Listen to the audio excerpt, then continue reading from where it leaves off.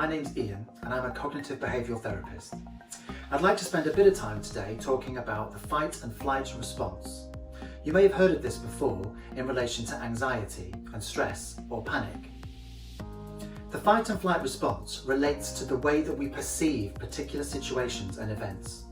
For example, if you've ever stepped off the curb and a car has been coming towards you, you may have experienced a very physical and emotional response.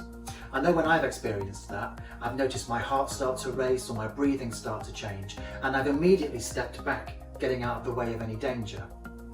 What's happened there is that our brain has kicked in and looked after us. The whole function of our brain is to keep us safe and well and protected from danger. In that moment, the brain has seen the threat of the car coming towards us and possibly causing us danger and harm. However, the brain isn't always that clever and can't always distinguish between what's a real threat and what's a perceived threat.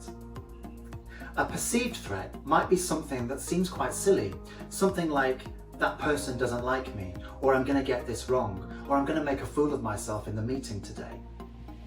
The brain recognises that as a threat and activates an alarm system in response. We call this alarm system the fight and flight response.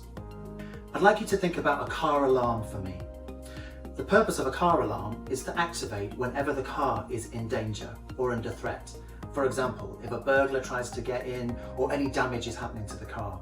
It activates its alarm and people around know to be aware that something's going on. It stops bad things from happening. However, sometimes a car alarm is triggered accidentally.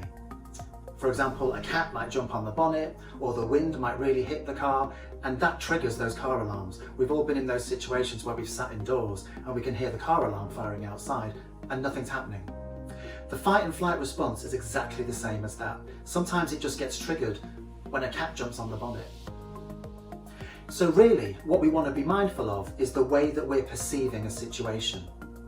If we're perceiving a real danger, like the car, then our brain releases chemicals such as cortisol and adrenaline that activates our body and our physiological response to get it out of the way.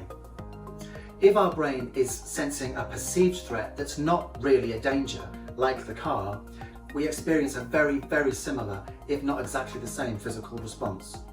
So the message here really is to just check in with, am I in real danger? Is there a real threat here? Or can I think about this in a different way that's less threatening?